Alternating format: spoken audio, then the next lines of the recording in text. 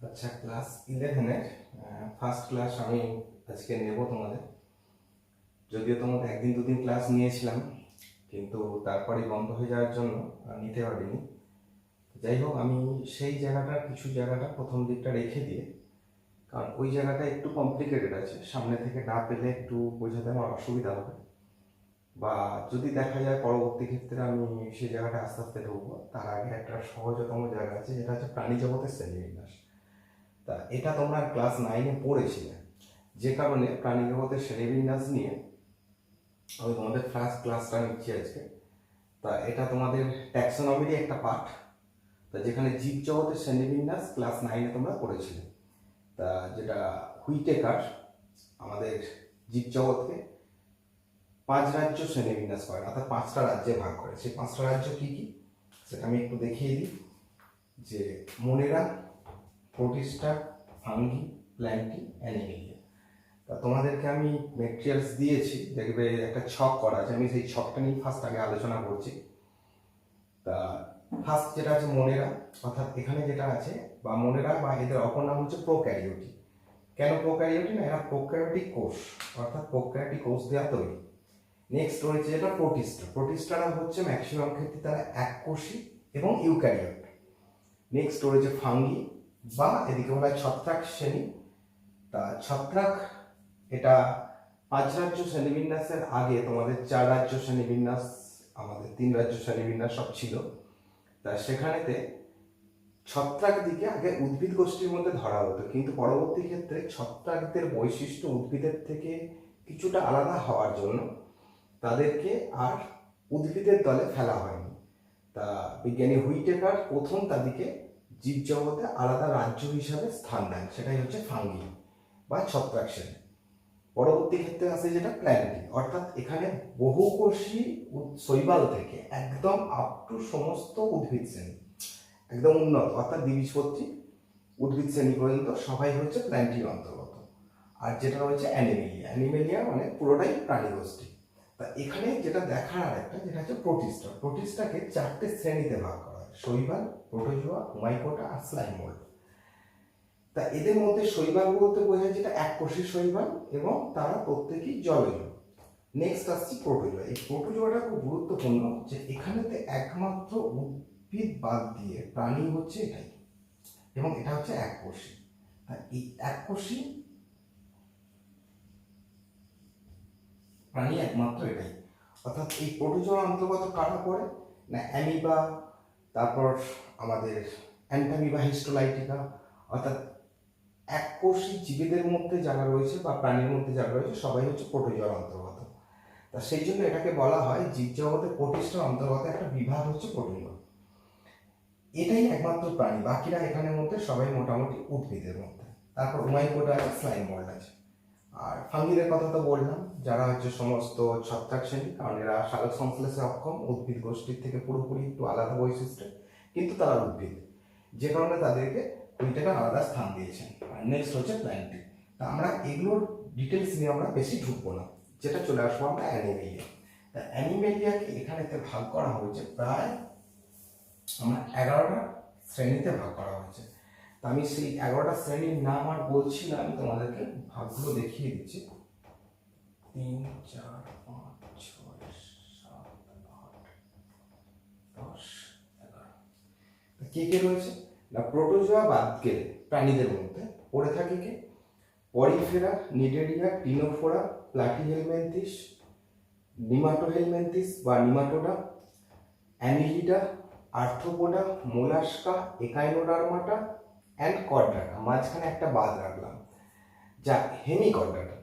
তা যদিও হেমিকর্ডাটার এই অবস্থান নিয়ে কিছু বিতর্ক রয়েছে, তা যে কারণে তোমাদের ছকটা যখন লিখবে দেখবে নিচেতে যখন আমরা কর্ডাটার ভাগ করেছি 4টে, সেখান থেকে হেমিকর্ডাটাকে আমরা এখানে তুলে নিয়ে এসেছি। তা কিছু রিসেন্টলি কিছু বিজ্ঞানী বলছেন যে তারা কর্ডাটার অন্তর্গত নয়, অর্থাৎ তাদের যেটা কর্ডেট বলে মানা হয়, অর্থাৎ তাদের নোটোকট। তা প্রকৃত নোটোকট নেই বলে কিছু বিজ্ঞানী মনে করছেন, যে কারণে আমরা এখানে হেমিকর্ডাটাকে স্থান দেওয়া হয়েছে। তাহলে তারপর পরে কর্ডাটা। তাহলে আরেকবার বলে দিচ্ছি কি কি রয়েছে। না, প্রোটোজোয়ার পরবর্তী ক্ষেত্রে রয়েছে পরিফেরা, নিডেরিয়া, টিনোফোরা, প্লাটিহেলমিনথিস, বা ফিতাকৃমি, অ্যাসকেলমেন্থিস বা নিমাটোহেলমিন্থিস বা Nematoda, Annelida, Arthropoda, Mollusca, Echinodermata, Hemichordata and Chordata. তাহলে এই 11টা শ্রেণীতে ভাগ করা হয়েছে। এরপরে যেটা থাকে কর্ডাটা, তা কর্ডেটদেরকে আবার ভাগ করা হয়েছে সাধারণত 4টে শ্রেণীতে। তা সেটা Hemichordata, Urochordata, Cephalochordata and Vertebrata. তা এদের মধ্যে হেমিকর্ডাটাকে আমরা বাদ দিই, তার কারণ তাদেরকে এখন অকর্ডেটদের দলে ফেলে দেওয়া হচ্ছে। আর যেটা পড়ে থাকে সেটা হচ্ছে তোমাদের ইউরোকর্ডাটা, সেফালোকর্ডাটা অ্যান্ড ভার্টিব্রাটা। ভার্টিব্রাটার আবার দুটো বিভাগ রয়েছে, যাদের মধ্যে কে কে পড়ছে না, একটা হচ্ছে সাইক্লোস্টোমাটা, মানে একটা একনাথা, আর ন্যাথোস্টোমাটা। একনাথা অন্তর্গত একটা ক্লাস হয় যেটা হচ্ছে সাইক্লোস্টোমাটা, আর রয়েছে একনাথা আর যেটা আমাদের, অর্থাৎ এদের মধ্যে যেটা পরে একটা চোয়ালবিহীন আর একটা চোয়ালযুক্ত। এই চোয়ালযুক্ত যে জীবগুলো রয়েছে তাদেরকে আমরা আবার 6টা এতে শ্রেণীতে ভাগ করি। সেটা কি কি না, একটা হচ্ছে কন্ডিকথিস, অস্টিকথিস, অ্যামফিবিয়া, রেপটিলিয়া, অ্যাভিস, ম্যামেলিয়া। ম্যামেলিয়াকে আবার দুটো ভাগে ভাগ করা হয়, একটা হচ্ছে থেরিয়া, প্রোটোথেরিয়া, থেরিয়া। থেরিয়াদের আবার দুটো ভাগ, একটা হচ্ছে মেটাথেরিয়া, ইউথেরিয়া। এই হচ্ছে আমাদের টোটাল শ্রেণীবিন্যাস। আর যেটা রয়েছে তোমাদের পড়বে যে আমাদের হেমিকর্ডাটা, হেমিকর্ডাটার মধ্যে দুটো শ্রেণী পড়ে, আর ইউরোকর্ডাটা 3টে শ্রেণী পড়ে, সেফালোকর্ডাটার কোনো ভাগ নেই। তা যখন আমরা ওগুলো নিয়ে ডিটেলস পড়বো, আমরা ডিটেলসের মধ্যে ধরবো। তা আপাতত তোমাদের ছকটাকে আমি বলে দিলাম। তা এদের মধ্যে শুধু আমাদের প্রোটোজোয়া বলতে যেটা প্রাণীটা রয়েছে, প্রোটোজোয়াকে আমরা আলাদা করে শুধু প্রাণীদের মধ্যে পড়ে নেব। এটা কি বললাম না, প্রোটিস্টার অন্তর্গত একটা বিভাগ। কিন্তু এরপরে যেগুলো পড়ছে অ্যানিমেলিয়ার অন্তর্গত সবকটাই কিন্তু একটা অ্যানিমেলিয়ার ভাগের মধ্যে পড়বে আর কি সবাই। তা সেগুলো কোনগুলো তোমাদের রাজ্য, কোনগুলো বিভাগ, কোনগুলো শ্রেণী, কোনগুলো হচ্ছে তোমাদের পর্ব, সব আলাদা আলাদা করে লেখা আছে। তা ছকটাকে ওই জন্য নিজেদেরকে লিখতে দিচ্ছি যাতে করে তোমাদের সুবিধা হয় বুঝতে। আর এখানে একটা কথা বলে দিই যে প্রাণীদেরকে যে আরও যে ভাগ করা হচ্ছে, তো আমি প্রাণীদের ডিটেলস যখন যাচ্ছি আমি বলে দিই। তা আমি এটা মুছে দিলাম। তা তোমাদের যেটা নিয়ে আমি বলবো এবার সেটা হচ্ছে যে এই যে প্রাণীদেরকে যে ক্লাসিফিকেশন করা হয়েছে তার মূল কারণটা তো আমরা পড়তে যেয়ে যখন আমরা ট্যাক্সোনমি পড়েছি বা ট্যাক্সোনমি শুরু করেছিলাম তখন বলেছিলাম যে পৃথিবীতে তাদেরকে একটা জীবকে এককভাবে চিনে নেওয়ার জন্য আমাদের ক্লাসিফিকেশনের দরকার। তা এই ক্লাসিফিকেশনের জন্য তাত্ত্বিক কিছু দিক আছে আর কিছু আমাদের প্রয়োজনীয় দিকও আছে। যার কারণটা হচ্ছে আমাদের যখন ক্রস করানো হয়, হাইব্রিড যখন ক্রস করানো হয়, তারা কোন শ্রেণীর, ঠিক আছে, বা তাদের স্পিসিস কি, সাবস্পিসিস কি, সেগুলো না জানলে সেগুলো ক্রস করানো সম্ভব নয়, যে কারণে তাদেরকে তো অবশ্যই করতে হয়। তা এখানের মধ্যে যেটা আসলো যে প্রাণীদেরকে যখন শ্রেণী বিভাগ করা হয়েছে, তা তাদের যে এরা দ্বিস্তরীয় প্রাণী না ত্রিস্তরীয় প্রাণী। তো এই দ্বিস্তরীয় ত্রিস্তরীয় প্রাণীটা কি সেটা আমাদের একটু জানবো। তা যখন আমাদের প্রাণীর ভ্রূণের বিকাশ ঘটে, অর্থাৎ তোমরা 10 চ্যাপ্টারের বৃদ্ধি বিকাশে পড়েছ যে যখন বৃদ্ধি বিকাশ ঘটে, অর্থাৎ যখন জীব জন্ম নেয় তখন তারা এক কোষে, অর্থাৎ একটা কোষ থেকে জন্ম হয়, কিন্তু তাদেরকে বলা হয় জাইগোট। সেই জাইগোটের পরবর্তী ক্ষেত্রে যখন তাদের সংখ্যায় বাড়ে, অর্থাৎ তখন যখন তার 8টা কোষ, যখন 8টা কোষ থাকে তখন তাদেরকে বলা হয় মরুলা। তার পরবর্তী ক্ষেত্রে 8-এর পরে 16 হয়ে গেলে তখন তারা হচ্ছে ব্লাস্টুলা, তারপর হচ্ছে গ্লাস্টুলা, তারপর হচ্ছে পরিণত ভ্রূণ। তা এইভাবে বিকাশ ঘটে। কিন্তু এই বিকাশ ঘটার সময় অ্যাকচুয়ালি কি ঘটে, এই স্তরগুলো কি করে উৎপন্ন হয়? অ্যাকচুয়ালি প্রথম যখন কোষগুলো জন্ম নেয়, অর্থাৎ যেগুলো মরুলা বা ব্লাস্টুলা বলছি আমরা, সেই মরুলা বা ব্লাস্টুলার যে কোষগুলো থাকে প্রত্যেকটা কি বলা হয় জার্ম সেল। জার্ম সেল মানে কি না, বৃদ্ধি বিকাশের সময় আমি কথাটা বলেছিলাম তোমাদেরকে, বা যারা শোনোনি বা যারা ছিলেন না ক্লাসে তাদের জন্য আরেকবার বলে দিচ্ছি আমি। তো এই প্রত্যেকটা কোষের কিন্তু বিভিন্ন বিভিন্ন অঙ্গ বা কলা বা কোষ সৃষ্টি করার ক্ষমতা থাকে। সেই কোষগুলো কি বলা হয় জার্ম সেল। তো যখন এই কোষগুলো ব্লাস্টুলার স্টেজে আসে তখন তার প্রান্তের দিকে এরকম সরে যায়, দিয়ে একটা প্রান্তে সরে আসে, দিয়ে এক স্তর কোষ বিশিষ্ট একটা গোল কোষস্তর গঠন করে ফেলে এবং মাঝখানে একটা ফাঁকা স্থান থেকে যাকে বলা হয় ব্লাস্টোসিল বা ব্লাস্টোপোর। তা মানুষের ক্ষেত্রে বা জীবেদের ক্ষেত্রে এটাকে ব্লাস্টোসিল বলা হয়, পোর বলা হয় না। এইভাবে তারা পাশে অবস্থান করে, এটার নাম হচ্ছে ব্লাস্টুলা। এই ব্লাস্টুলার কোষগুলো যখন আরও সংখ্যায় বাড়ে কি হয় না, তাদের ইনভেলিনেশন হয়, অর্থাৎ ভিতরের দিকে তারা বেঁকে যায়। তাহলে এইভাবে বেঁকে যেয়ে তারা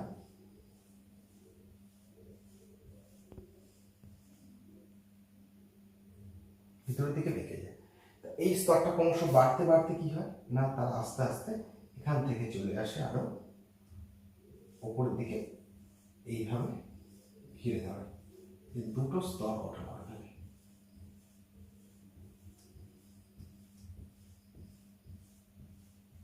ইমাজিনেশন করে দিয়ে অ্যাকচুয়ালি কি হয় না, একদিক থেকে সৃষ্টি হয় মস্তক আর একদিক থেকে সৃষ্টি হয় লেজ।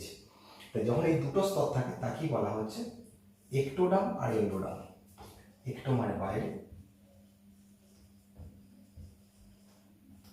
আর একটা হচ্ছে এন্ডো মানে ভিতরে। একটা একটোডাম আর একটা হচ্ছে এন্ডোডাম গঠন করে। এই একটোডাম মানে বাইরের স্তর, এন্ডোডাম মানে ভিতরের স্তর। এরপরে কি হয় না, যখন তাদের ডেভেলপমেন্ট হয় ভিতরের দিকে কিছু জেলি সদৃশ্য পদার্থ তৈরি হয়, এটাকে বলা মেসেনকাইম। মেসেনকাইম কি তোমাদের আমি নোটে দিয়ে দিয়েছি। এই মেসেনকাইম স্তরের মধ্যে আরো কিছু কোষ জমা হতে থাকে এবং কোষগুলো জমা হওয়ার পর তৈরি করে তারা মেসোগ্লিয়া, এবং তারপর সেই কোষ স্তরটা আরো ঘন হয়ে যায় আর একটা কোষ স্তর গঠন করে ফেলে, যখন তার নাম হয়ে যায় মেসোডার্ম। তাহলে অ্যাকচুয়ালি কি হলো, ভ্রূণজ স্তরে তিনটে কোষ স্তর গঠন হয়ে গেল। একটা হচ্ছে একটোডাম যেটা হচ্ছে বাইরের স্তর, মেসোডার্ম মাঝখানের স্তর, আর এন্ডোডার্ম ভিতরের স্তর। তা অ্যাকচুয়ালি প্রাণীদের যখন বিকাশ হয় তখন এই তিনটে স্তর থেকেই সমস্ত প্রকার অঙ্গের উৎপত্তি ঘটে। তা সেই জন্য প্রত্যেকটা জীবের এই তিনটে ভ্রূণজ স্তর থাকা বা তিনটি ভ্রূণজ স্তর থাকে। কিছু কিছু প্রাণীদের যারা নিম্ন শ্রেণীর প্রাণী, যেমন পরিফেরার ক্ষেত্রে দুটো স্তর দেখা যায়, তার পরবর্তী ক্ষেত্রে এসছে মেসেনকাইম স্তর, তার পরবর্তী ক্ষেত্রে এসছে মেসোগ্লিয়া স্তর, তার পরবর্তী ক্ষেত্রে এসছে মেসোডার্ম। অর্থাৎ আস্তে আস্তে দুটো স্তর থেকে তিনটে স্তরে ডেভেলপ করেছে। তা তোমাদের বইটা খুলে পরের পাতায় যেয়ে দেখবে যে এখানেতে তিনটে স্তর থেকে কি কি গঠন হয়েছে সেগুলো একটু ছোট ছোট করে বলা আছে তোমাদের। যেমন একটোডাম থেকে কি কি কিসের উৎপত্তি ঘটে সেগুলো একবার রিডিং দিয়ে রাখবে। মেসোডাম থেকে কি কি উৎপত্তি ঘটে সেগুলো দেখে রাখবে। বিশেষ করে যে আমরা রক্তের যখন সংজ্ঞা পড়েছি 9-এ পড়তে গিয়ে দেখবে বলেছিলাম যে ভ্রূণজ মেসোডাম থেকে তরল যোগকলার উৎপত্তি ঘটে, অর্থাৎ রক্ত এবং রক্তবাহের উৎপত্তি হয় ভ্রূণজ মেসোডাম থেকে। তেমন এন্ডোডাম থেকে যেটা মূত্রনালীর আবরণ, বিভিন্ন প্রকার গ্ল্যান্ডগুলো অর্থাৎ থাইরয়েড, প্যারাথাইরয়েড, থাইমাস গ্রন্থি ইত্যাদি, যকৃৎ, অগ্নাশয়, শ্বাসনালী, ফুসফুস, পৌষ্টিকনালী প্রভৃতির উৎপত্তি ঘটে। তেমন মেসোডাম থেকে আরও যেগুলো ডার্মাল আস্তর, ত্বকের ডার্মিস স্তর, সিলম, মেসেন্টারি পর্দা, বিভিন্ন তন্ত্র যেমন রেচনতন্ত্র, জননতন্ত্রের উৎপত্তি ঘটে। একই রকমভাবে যেটা হচ্ছে একটোডাম বাইরের স্তর থেকে চুল, নখ, পালক, শিং, কান, নাক, স্নায়ুতন্ত্র, মস্তিষ্ক, খুব গুরুত্বপূর্ণ জায়গাটা, কোথা থেকে কি উৎপত্তি ঘটে এগুলো একটু দেখে রাখবে। নেক্সট চলে আসবো যেটা আমি সিলম, যে সিলম অ্যাকচুয়ালি কি। তা সিলম বলতে গেলে, সিলমের সংজ্ঞা বলতে গেলে যেটা বলতে হয় যে প্রাণীদের যে গহ্বর মেসোডার্মের বহিস্থ সোমাটিক স্তর এবং অন্তস্থ ভিসেরাল স্তরের মাঝখানে অবস্থিত, এবং যারা অ্যাকচুয়ালি পেরিটোনিয়াম পর্দা দ্বারা আবৃত, এই কথাটা বলতেই হবে যে পেরিটোনিয়াম পর্দা দ্বারা আবৃত, তাদের কি বলা হয় সিলম। তাই এই সিলমের ভিত্তিতে আবার প্রাণীদেরকে আমরা তিন ভাগে ভাগ করতে পারি। একটা হচ্ছে আসিলমেট প্রাণী, অর্থাৎ সিলম আছে কি নেই তার ভিত্তিতে, অর্থাৎ আস কথার অর্থ হচ্ছে না, অর্থাৎ যে প্রাণীদের সিলম থাকে না তাদেরকে বলা হচ্ছে আসিলমেট। সিউডোসিলমেট অর্থাৎ সিলমের মতনই দেখতে কিন্তু প্রকৃত সিলম নয়, তাদেরকে বলা হয় সিউডোসিলমেট। এটা একটাই হয়, একটা প্রাণী হয় যেটা পরে আমাদের অ্যাকচুয়ালি নিমাটোডা বা নিমাটোডেলমেন্থিস পড়বে প্রাণীরা। আর বাকি এর পরবর্তী ক্ষেত্রে যত প্রাণী আছে সবাই হচ্ছে সিলমেট, অর্থাৎ যাদের সিলম বর্তমান। তা এই সিলমের ভিত্তিতে তিন ভাগে ভাগ করা যায়। এবার কোষের সংখ্যার ভিত্তিতে আবার প্রাণীদেরকে ভাগ করা যায়, যেমন প্রোটোজোয়া আর মেটাজোয়া। তা এটাকে যদি আমরা ভাগ করি, আমি দেখবে ছকেই তোমাদের বুঝিয়ে দিয়েছি। প্রোটোজোয়া বলতে আমরা কি বলেছি, প্রোটিস্টার অন্তর্গত একটা প্রাণী, যাদেরকে বলেছিলাম ইউক্যারিওটিক কোষ বা এককোষী প্রাণী। তাহলে প্রোটোজোয়া যারা হচ্ছে এককোষী, আর একটা ভাগ করা হয়েছে মেটাজোয়া। এই প্রোটোজোয়াদেরকে আলাদা করে ভাগ করা হয় না, কিন্তু মেটাজোয়াদেরকে আবার দুভাগে ভাগ করা হয়েছে। এন্টেরাজোয়া যেটা হচ্ছে তোমার প্যারাজোয়া আর এন্টেরাজোয়া। প্যারাজোয়া বলতে শুধু পরিফেরা, অর্থাৎ যাদের কলাতন্ত্র গঠিত হয়নি, মানে শুধু কোষপুঞ্জগুলো গঠিত হয়েছে কিন্তু কোনো কলা বা টিস্যু গঠিত হয়নি। আর এন্টেরাজোয়া বলতে যাদের সমস্ত প্রকারে কলাতন্ত্র গঠিত হয়ে গেছে। তাহলে মেটাজোয়াদেরকেও আমরা দুভাগে ভাগ করলাম। তো সেটা ছকেতে দেখানো আছে, দেখে নেবে। তা এটা গেল তো হচ্ছে প্রাণীদের সিলম বা তাদের কোষ সংখ্যার উপর ভিত্তি করে ভাগ করা হয়েছে। এর পরেতে প্রাণীদেরকে যে বৈশিষ্ট্য আমরা যখন পড়বো দেখতে পাবো যে কিছু কথা বলা হচ্ছে, যে কাউকে বলা হচ্ছে অরীয় প্রতিসমতা দেখা যায়, কারো দ্বি অরীয় প্রতিসম, দ্বিপার্শ্বীয় প্রতিসম।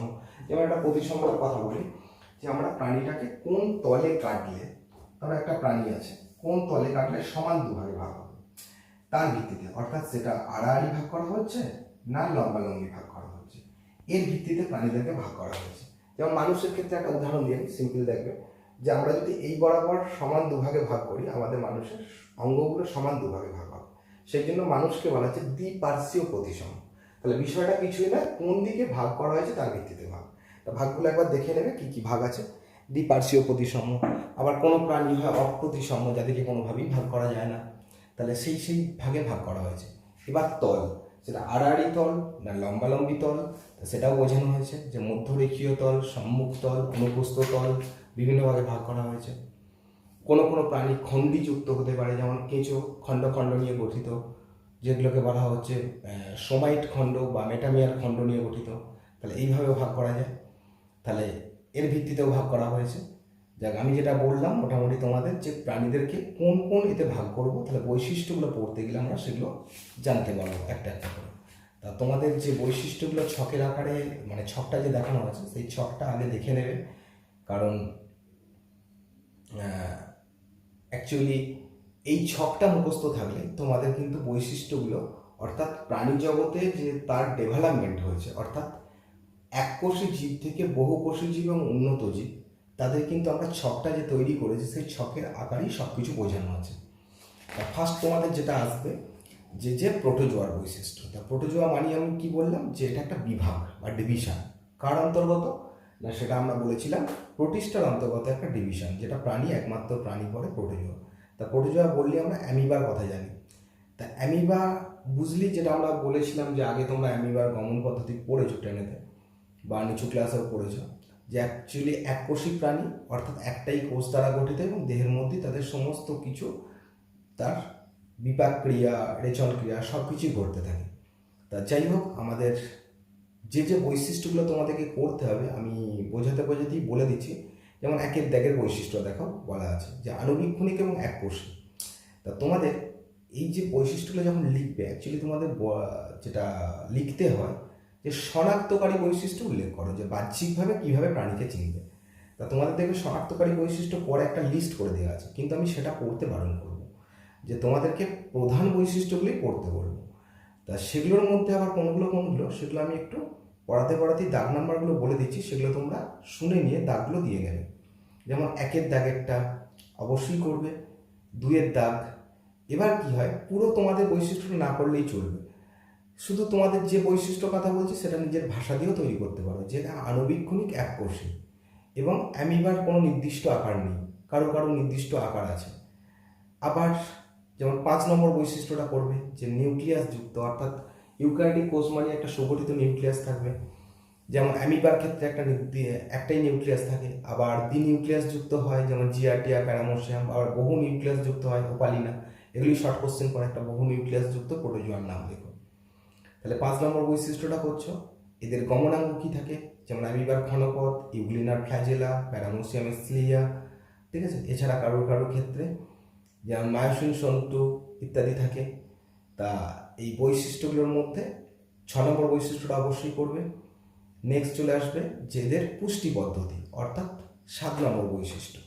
অর্থাৎ এখানে আমি একটা বলে দিই, যে আমরা অনেক সময় বলেছি এককোষী প্রাণী মানি, তাদের ক্ষেত্রে কিন্তু আমাদের যে পুষ্টি পদ্ধতি দেখা যায়, তা সেটা হচ্ছে কোষের মধ্যেই পুষ্টি পদ্ধতি দেখা যায়। তাহলে এটা অন্তঃকোষীয়।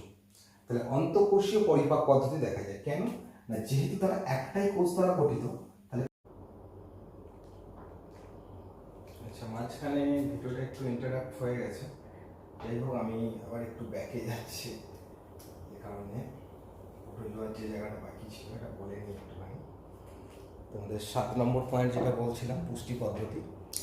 আচ্ছা, দেহে 9 নম্বর পয়েন্টটা করবে সংকুচি গহ্বর দেখা যায়, এবং এই সংকুচি গহ্বরের সাহায্যে রেচন পদার্থ নিষ্কাশন করে। 2 প্রকারের জনন পদ্ধতি দেখা যায়, অযৌন জনন আর যৌন জনন। অ্যান্ড এরা বিশেষ পরিবেশে, যেমন আমরা অ্যামিবার ক্ষেত্রে দেখেছি, এরা তোমরা টেনে পড়েছিলে জনন পদ্ধতির ক্ষেত্রে বহু বিভাজন দেখা যায়, অর্থাৎ এরা সিস্ট গঠন করে প্রতিকূল পরিবেশে অবস্থান করে এবং তার সাহায্যে তারা জন্ম সম্পন্ন করে। তাই এটা তো গেল তোমাদের প্রোটোজোয়ার অন্তর্গত প্রাণীদের। আচ্ছা, এখানে তোমাদের উদাহরণগুলো করতে হবে, কোনগুলো করবে বলে দিই একটুখানি। অর্থাৎ এখানেতে তোমাদের 10টা থেকে উদাহরণ দেওয়া আছে, তা বিজ্ঞানসম্মত নাম দিয়ে প্রত্যেকটা উদাহরণ কিন্তু তোমরা করবে এখানেতে, কারণ এগুলো প্রত্যেকটাই পরবর্তী ক্ষেত্রে লাগে। অর্থাৎ এগুলো হচ্ছে আমাদের রোগ সৃষ্টিকারী প্রত্যেকটাই প্রোটোজোয়া। অ্যামিবা, প্লাজমোডিয়াম, অ্যান্টাবিবা, মনোসিস্টিস, প্যারামোসিয়াম, টাইফ্যানোসোমা, লিসম্যানিয়ার, যেটা হচ্ছে ট্রাইকোমোনাস, জিয়ারডিয়া। তা প্রত্যেকটা বিজ্ঞানসম্মত নাম একবার পড়বে যখন খাতায় লিখে ফেলবে, লিখে আন্ডারলাইন করে প্র্যাকটিস করবে।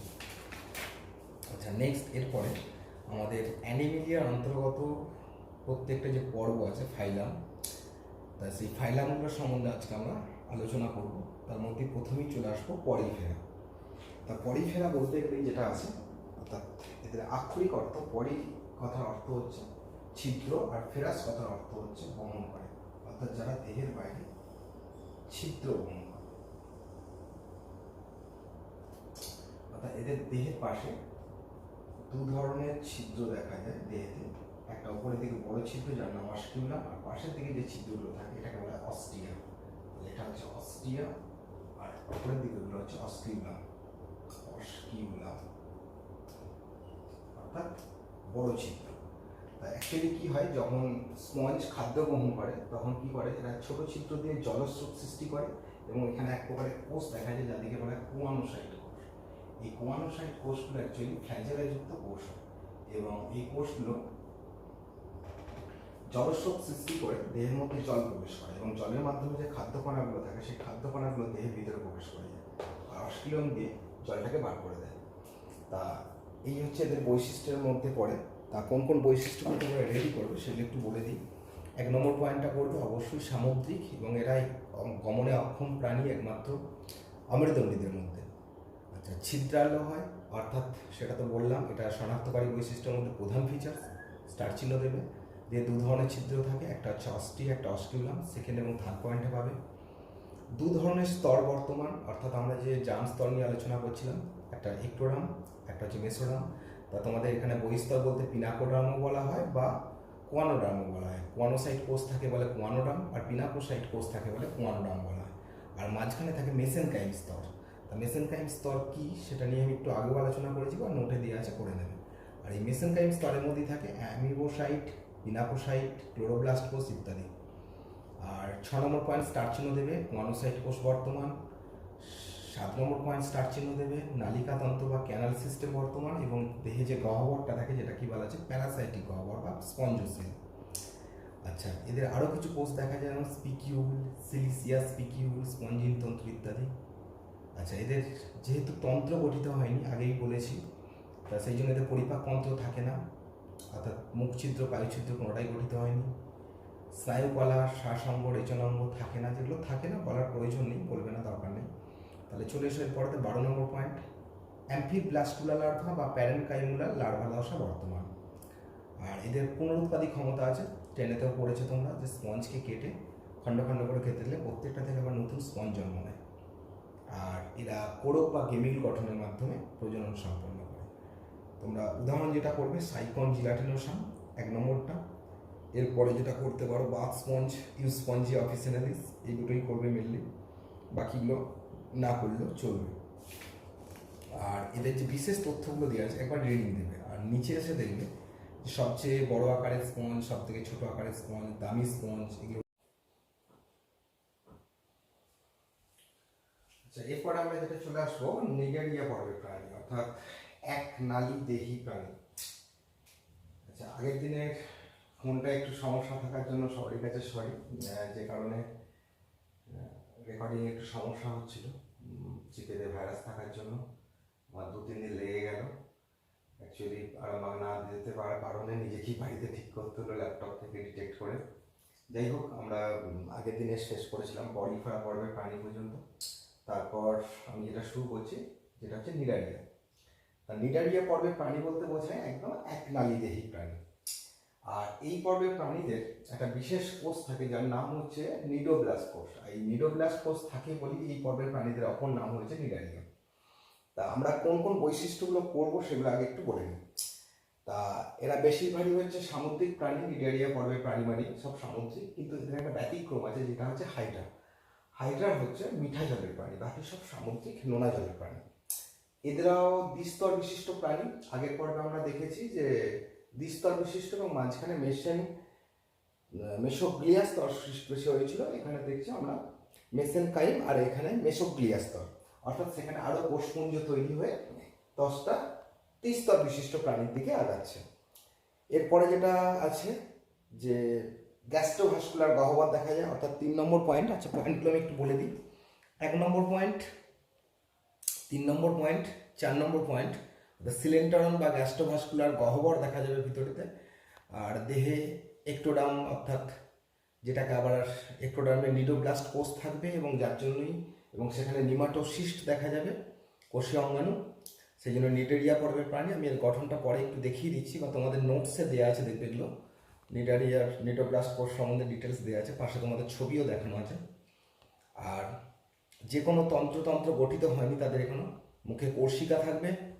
9 নম্বর পয়েন্টস করবে স্নায়ুতন্ত্র স্নায়ু জালক রূপে অবস্থান করবে। জীবনচক্রে দুটো দশা দেখা যায়, যৌন দশা মানে পলিপ দশা, আর এই পলিপ দশা বা অযৌন দশা, আর যৌন দশা বা মেডুসা দশা। এই গেল একলিঙ্গ প্রাণী বা উভলিঙ্গ দুটোই হতে পারে। আর এদের জীবনচক্রে একটা বিশেষ লার্ভা দশা দেখা যায়, সেটা হচ্ছে প্ল্যানুলার লার্ভা দশা দেখা যায়। আর জীবনচক্রে যৌনক্রম দেখা যায়। এই গেল আমাদের নিডারিয়া পর্বের প্রাণীদের বৈশিষ্ট্য। আচ্ছা, এখানেতে বিশেষ তথ্যে তোমাদের একটা খেয়াল করবে যে লিউকাট কিছু তথ্য দিয়েছিল যে সিলেন্টারা পর্বেটের প্রাণীদের সম্বন্ধে। আর এখানে কিছু নিমাটোসিস্ট সম্বন্ধে একটা তথ্য দেওয়া আছে। প্রায় 17 প্রকারের নিমাটোসিস্ট পাওয়া যায়, যাদের 4টে শ্রেণীতে শ্রেণীবিন্যাস করা হয়েছে। তা যাই হোক, কিছু থাকে আমাদের আঠালো প্রকৃতির, যারা জড়িয়ে ধরতে পারে নিডোব্লাস্ট। আর কিছু থাকে যে হিপ্লোটক্সিস পদার্থ থাকে। ফার্স্ট পয়েন্টে বলা আছে সবচেয়ে বড় নিডোব্লাস্ট, নিমাটোসিস্টে হিপ্লোটক্সিন নামক পদার্থ থাকে, যার দ্বারাই কিন্তু এরা প্রোটিন জাতীয় পদার্থকে বিপাক ঘটিয়ে দিতে পারে। যাই হোক, আমি এরপরে নেক্সট চলে আসছি যে নিমাটোসিস্ট কোষগুলো দেখতে হয় কি অ্যাকচুয়ালি। এদের যে কোষটা থাকে, ঠিক কোষের গঠনটা এরকম। এখানে থাকে একটা নিডোশিল কোষ,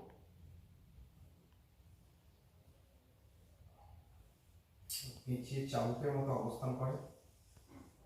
আচ্ছা, যখনই কোনো প্রাণীর সংস্পর্শে আসে, তখন এই প্রাণীর সংস্পর্শে আসার সাথে সাথে এরা কিন্তু এটা খুলে দেয়, দিলে কি হয়, এটা বেরিয়ে যায় এবং এখানে দংশক কোষগুলো থাকে বা রঙগুলো কাঁটাগুলো, এবং দেহ থেকে তারা বিষাক্ত পদার্থ প্রাণী দেহের ওপর ঢেলে দেয়।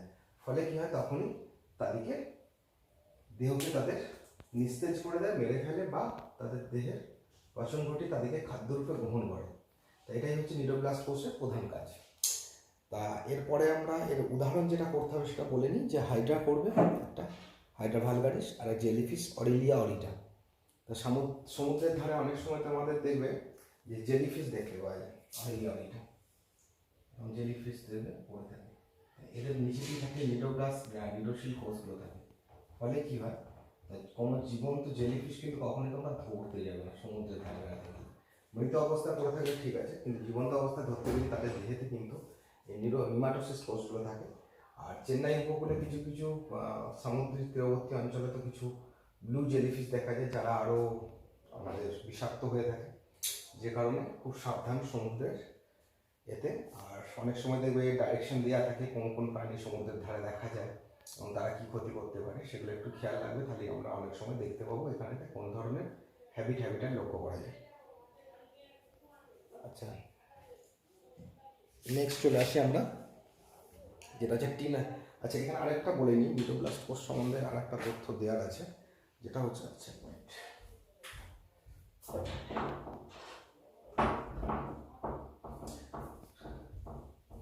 সেটা হচ্ছে কোরাল।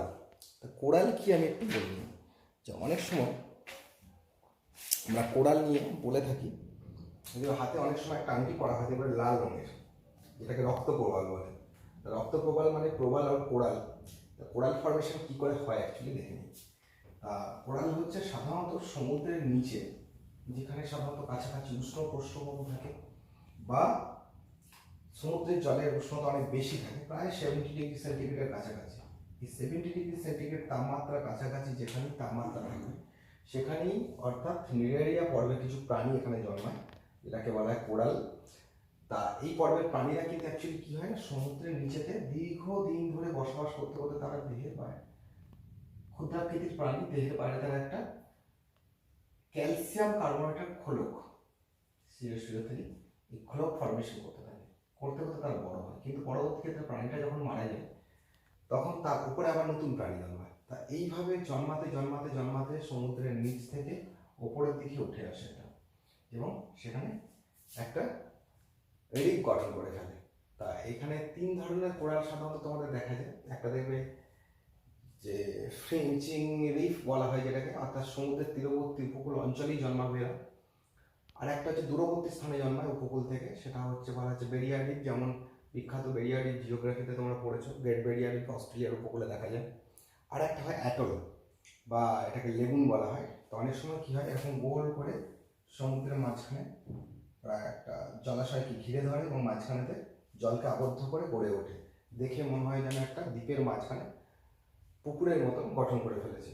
তা এই ধরনের রিফকে বলা হচ্ছে তোমার অ্যাটল বা প্রবাল দ্বীপ বলা হয় এগুলোকে। তা যাই হোক, এটার সঙ্গে একটু ডিটেলস তথ্য নিয়ে রাখবে। আর লাল যেটা মুঙ্গা বলা হয় বা রেড কোরাল, তার বিজ্ঞানসম্মত নাম আছে কোরালিয়াম রুব্রাম।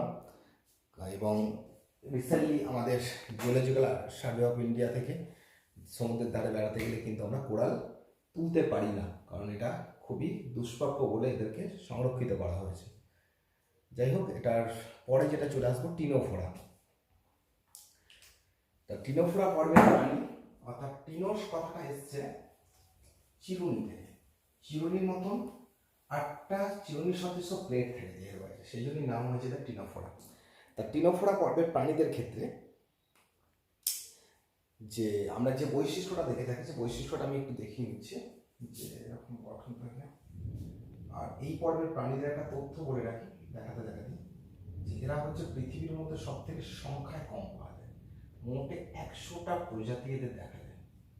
এই 100টা প্রজাতি দেখা যায় এবং পৃথিবীর মধ্যে সব থেকে কম সংখ্যক প্রাপ্ত প্রাণীদের মধ্যে পড়ে। ম্যাক্সিমামই হচ্ছে সামুদ্রিক, যেমন দেহের মধ্যে 8টা প্লেট থাকবে চিরুনি সদৃশ, যেই জন্য এদিকে বলা হয়েছে বা কমপ্লেট, সেই জন্যই নাম হয়েছে টিনোফোরা। টিনোস কথার অর্থ চিরুনি। তা টিনোফোরা পর্বের প্রাণীদের কিছু বৈশিষ্ট্য আছে। এরা সাধারণত ত্রিস্তরীয় প্রাণী, অর্থাৎ 3টে স্তর গঠিত হয়ে গেছে। মেসোগ্লিয়া স্তরটা সাধারণত ফর্মেশন হয়ে গেছে, আরও ডেভেলপ হয়ে গেছে। আচ্ছা, যে বৈশিষ্ট্যগুলো কোনগুলো পড়বে আগে একটু বলে নিই, তারপর ব্যাখ্যাগুলো দিচ্ছি। তাহলে 1 নম্বর পয়েন্টসটা পড়বে সামুদ্রিক প্রাণী, কলোনি গঠন করে বসবাস করে, দ্বিঅরীয়ভাবে প্রতিসম 2 নম্বর পয়েন্ট। 4 নম্বর পয়েন্টে চলে আসবে দ্বিস্তর বিশিষ্ট মেসোগ্লিয়া স্তর, অসংখ্য কোষ জমা হয়ে মেসোব্লাস্টিক স্তরে পরিণত হয়ে গেছে বা মেসোডাম স্তর গঠন করে ফেলেছে। কমপ্লেট দেখাবে, স্টার চিহ্ন দেবে, কারণ এটা তো ওদের গঠনগত ফিচার্স অবশ্যই। এদের কোর্সিকা থাকে, তবে কিছু কিছু প্রাণীর আমাদের যেটা বেরো দেখা যায়, বেরো ফাসকালি, তার কিন্তু কোর্সিকা থাকে না। আর দেহে একটা বিশেষ কোষ দেখা যায় যেটাকে বলা হচ্ছে ল্যাশো কোষ বা কলোব্লাস্ট কোষ। এছাড়া 8 নম্বর পয়েন্টটা পড়বে। 10 নম্বর পয়েন্ট পড়বে স্ট্যাটোসিস্ট দেখা যায়, অর্থাৎ মস্তিষ্ক ফর্মেশন হয়ে গেছে। উভলিঙ্গ প্রাণী দরকার নেই। লাস্ট যেটা হচ্ছে সাইডিসিড, যেটা হচ্ছে সাইডিসিড বা সাইডিফিড লার্ভা দশা দেখা যায় প্লিওব্যাঙ্কু এবং বেরোর ক্ষেত্রে। আর যেটা নেই বলার দরকার নেই, যৌনক্রম নেই। উদাহরণ করবে হার্বিফোরা প্লুমোসা আর বেরো ফসকালি, দুটো। এদের সম্বন্ধে তেমন তথ্য কিছু দেওয়ার নেই, যেটা বললাম যে সাধারণত 100টার মতন প্রজাতি এদের দেখা যায় এবং ম্যাক্সিমামটা এদের সামুদ্রিক প্রজাতি। এরপরে চলে আসবো প্ল্যাটিহেলমিনথিস। তা প্ল্যাটিহেলমিনথিসের বা চ্যাপ্টা কৃমি। তা প্ল্যাটিহেলমিনথিস অ্যাকচুয়ালি হেলমিনথিস কথাটা এসছে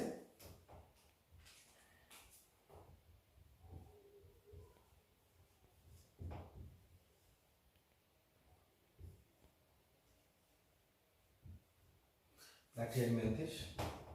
এই প্ল্যাটিহেলমিনথিস কথাটা এসছে প্লেট সদৃশ্য ক্রিমি, হেলমেন্থিস কথার অর্থ হচ্ছে কৃমি। আর প্লেট সদৃশ্য, তা প্লেট সদৃশ্য সেই জন্য নাম হচ্ছে প্ল্যাটি হেলমেন্থিস। এই প্ল্যাটি হেলমেন্থিস মানে হচ্ছে চ্যাপ্টা কৃমি। দুটো হেলমেন্থিস আমাদের, একটা প্ল্যাটি হেলমেন্থিস আর একটা হচ্ছে নিমাটো হেলমেন্থিস বা গড়ি কৃমি। আমরা আজকে প্ল্যাটি হেলমেন্থিস সম্বন্ধেই জানবো। তা প্ল্যাটি হেলমেন্থিস মানে অ্যাকচুয়ালি এদের দেহটা হয় চ্যাপ্টা আকৃতির, আর এদের কিছু ফিচার্স আছে, বৈশিষ্ট্য আছে। কারণ এরা ম্যাক্সিমাম প্রাণীগুলোই হয় পরজীবী রূপে আমাদের দেহে বসবাস করে। আমি এদের একটু গঠন স্ট্রাকচার একটু দেখাবো তোমাদের।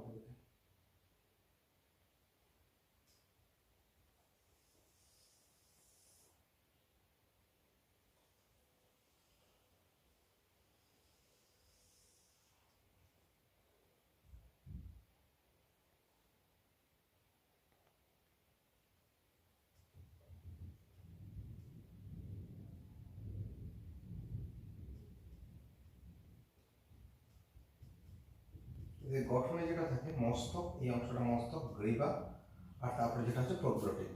তো প্রোগ্লোটিড সাধারণত 3 প্রকার হয়, দেহকাণ্ড যেটা বা প্রোগ্লোটিড। এখান থেকে প্রথম যে প্রোগ্লোটিড অর্থাৎ দেহখণ্ডগুলো থাকে সেগুলোকে বলা হচ্ছে অপরিণত প্রোগ্লোটিড, তারপরে অংশগুলোকে বলা হয় পরিণত প্রোগ্লোটিড, আর বাকি অংশটাকে বলা হয় গ্র্যাভিড প্রোগ্লোটিড। তো প্রোগ্লোটিড মানে দেহখণ্ড। তো এদের একটা বিশেষ ক্ষমতা হচ্ছে রিজেনারেশন, অর্থাৎ এদের দেহখণ্ড পিছন থেকে খুলে খুলে বেরিয়ে যায় একটা করে, যেটা ডিম ভর্তি প্রোগ্লোটিড অংশগুলো বেরিয়ে যায় মলের মাধ্যমে প্রাণীদের দেহ থেকে, আর নতুন করে এখান থেকে আবার নতুন একটা করে প্রোগ্লোটিড জন্মায়। তা এই যেগুলো অপরিণত প্রোগ্লোটিড থাকে, কারণ এরা হচ্ছে উভলিঙ্গ প্রাণী, একই দেহে পুংলিঙ্গ এবং স্ত্রীলিঙ্গ বর্তমান, তা সেই জন্য দেহের মধ্যে জন্ম সম্পন্ন করে এবং এরা এককভাবেই বসবাস করতে পারে। আমাদের অন্ত্রে সাধারণত এই যে মস্তক অংশটা থাকে, যার মাথায় থাকে রস্টেলাম বা চোষক, এই চোষকের সাহায্যে কী করে ক্ষুদ্রান্তের গাত্র থেকে পুষ্টিরস শোষণ করে খায়, এবং এখান থেকে তারা পুষ্টিরস শোষণ করে খায়ের সৃষ্টি করে দেয়, দিয়ে দেহের মধ্যে বা ক্ষুদ্রান্তের মধ্যে ঝুলে থাকতে থাকে। আর এদের চারপাশে থাকে 6টা হুকের মতো অংশ, যেমন হুক থাকে 6টা, সেই 6টা হুককে বলা হচ্ছে হেক্সাকান্থ। আর সাধারণত এদের অঙ্কোস্ফিয়ার বা ওই হেক্সাকান্থ ভ্রূণগুলো হচ্ছে মানুষের দেহে সংক্রমণ ঘটায়। যখন কোনো প্রাণী মাংস, অসিদ্ধ মাংস মানুষেরা খায়, তখন তাদের দেহ থেকে এই লার্ভা দশাটা মানুষের দেহে প্রবেশ করে যায়। সাধারণত মানুষ 2 ধরনের মাংস খায়, তার জন্য 2টো রোগ হয়, একটাকে বলে মিজলি পর্ক আর একটা বলে মিজলি বিফ। অ্যাকচুয়ালি মিজলি পর্ক কি আর মিজলি বিফ কি একটু বলে নিই। সাধারণত শূকরের মাংসকে পর্ক বলা হয়, তা শূকরের মাংসপেশিতে মিজেল আকারে অবস্থান করে, তাই এরকম মাংসপেশির মাঝখানে মিজেল আকারে অবস্থান, মিজেল মানে হাম, ছোটো ছোটো ঘামাচির মতো, সেই জন্য একে বলা হয় শূকরের মাংস যখন অসিদ্ধ মাংস যখন খাবে তখন তার নাম হয় মিজলি পর্ক। আর একই রকমভাবে, এবং যার বিজ্ঞানসম্মত নামটা হয় যেটাই, সেটা হচ্ছে আমাদের ফ্যাসিওলা এই টিনিয়া সোলিয়াম, এই টিনিয়া সোলিয়াম। আর একটা হয় টিনিয়া সাজিনাটা। সাজিনাটাটা হচ্ছে সাধারণত গরুর মাংস বেশি খায়, যারা গরুর মাংস খায় তাদের দেহের মধ্যে এটা প্রবেশ করে যায়, তখন তাকে বলা হচ্ছে মিজলি বিফ। বিফ কথার অর্থ হচ্ছে আমাদের গরুর মাংস। তো এটা তোমাদের পরের পাতায় শেষের দিকে যে দেখবে এদের যে উদাহরণ দেওয়া আছে, যকৃৎ কৃমি ফ্যাসিওলা হেপাটিকা, শূকরের ফিতাকৃমি টিনিয়া সোলিয়াম, ওখানে পাশে কথাটা লিখে রাখো মিজলি পর্ক। একই রকমভাবে 5 নম্বর পয়েন্ট আছে দেখো গরুর ফিতাকৃমি, যেটাকে বলা হচ্ছে টিনিয়া স্যাজিনেটা, এটাকে বলা হয় মিজলি বিফ। আর উপরেতে ফিতাকৃমির ছবিটা দেওয়া আছে দেখবে, যে স্কোলেক্স বা যেটাকে রস্টেলাম বললাম মস্তক অংশ, অপরিণত প্রোগ্লোটিড, পরিণত প্রোগ্লোটিড দেখানো আছে। তাহলে কোন পয়েন্টসগুলো করবে সেগুলো একটু বলে নিই। 1 নম্বর পয়েন্টস অবশ্যই করবে দ্বিপার্শ্বীয় ভাবের প্রতিসম। 2 নম্বর পয়েন্ট করবে ফিতার মতন দেখতে হলেই নাম হয়েছে ফিতাকৃমি বা চ্যাপ্টাকৃমি। এরা 50 মিলিমিটার, এই 20 মিলিমিটার থেকে 50 মিলিমিটার থেকে 20 মিটার পর্যন্ত বড় হতে পারে। ত্রিস্তর বিশিষ্ট প্রাণী, আর দেহগহ্বর বা শিলাম থাকে না, অর্থাৎ অ্যাকচুয়ালি শিলামবিহীন প্রাণী এখানেই শেষ হয়ে গেল আর কি। এখান থেকে যতগুলো প্রাণীর নাম আমরা পড়ে এলাম সবাই শিলামবিহীন প্রাণী। এরপরেরটা যেটা আছে ফ্লেম কোষ দেখা যায় দেহে, আর অর্থাৎ শিখাকোষ, ছবিটা একটু দেখিয়ে দিই। ফ্লেম কোষ বা শিখাকোষে অর্থাৎ এদের রেচন অঙ্গ হিসাবে ফ্লেম কোষ বা শিখাকোষ দেখা যায়। অ্যাকচুয়ালি একটা গোল কোষের মতো অংশ থাকে যার মাঝখানে থাকে ফ্লেম বা আগুনের শিখা বলা যায়। এই আগুনের শিখার মতন থাকে বলে এটার নাম হয়েছে ফ্লেম কোষ বা শিখাকোষ, তাই এদের রেচন অঙ্গের মধ্যে পড়ে। আচ্ছা, নেক্সট হচ্ছে যেটা ফ্লেম কোষ শিখাকোষ তো গেল। নেক্সট যেটা দেখবে বা প্রোটোনেফ্রিয়াই বলা হয় ওকে, বা সোলেনোসাইটও বলে অনেক প্রাণীর দেহে, গ্যাংলিয়া দেখা যায়। আর এদের ল্যাডার টাইপ অর্থাৎ মই সদৃশ্য স্নায়ুতন্ত্র বর্তমান। এটা গেল উভলিঙ্গ প্রাণীর স্বনিষেক পরনিষেক উভয়ই হয়, সেটা তো আমি জীবনচক্র দেখানোর সময় বললাম। আর যেহেতু পরজীবী, যেহেতু দেহের বাইরে একটা আবরণ থাকে যাকে বলা হচ্ছে কিউটিকলের আবরণ, অর্থাৎ এই গাত্রদেশ দিয়ে একটা আবরণ থাকবে। এই কিউটিকলের আবরণটা থাকার সুবিধা হচ্ছে এদের পরজীবিতা দেখানো, অর্থাৎ মানুষের অন্ত্রে যখন থাকে তখন এরা মানুষের পাচক রস দ্বারা পাচিত হয়ে যায় না। তো এটা একটা প্রধান ফিচার্সের মধ্যে পড়ে। এরা আড়াআড়ি বিভাজন দেখায়, পুনরুৎপাদন ক্ষমতা আছে যেটা বললাম আগেই। জীবনচক্রে অনেক লার্ভাদশা আছে, যার মধ্যে হেক্সাকান্থ, সিস্টি সার্কাস, অঙ্কোস্ফিয়ার, যেগুলো বললাম যে এদের লার্ভাদশা যখন আমাদের দিয়ে প্রবেশ করে তখন তাদের নাম হয় এগুলো।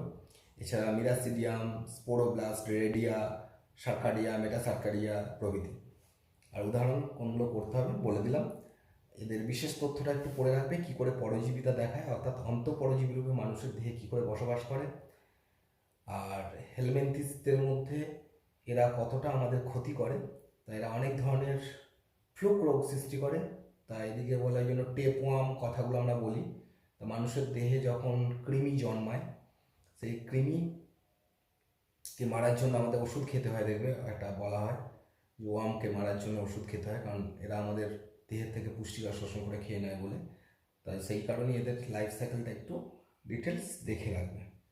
ঠিক আছে, এইখান পর্যন্তই তোমাদের ফার্স্ট ক্লাস। আমি পরের দিন থেকে একদম গোলখালি থেকে শুরু করব। আর যেটা বলার এখানেতে যে প্রত্যেকে কিন্তু ডিটেলস বৈশিষ্ট্য একটু ভালো করে পড়বে একটু। তো তোমাদের ফার্স্ট ক্লাসটা দিতে আমি একটু দেরি করলাম, একটু ইন্টারাক্ট হয়েছে, কিছু করার নেই। তো আশা করি নেক্সট থেকে ফ্লো হয়ে যাবে। তো তোমরা কিন্তু বারবার পড়ে নেবে এটা, হ্যাঁ? ঠিক আছে, ওকে।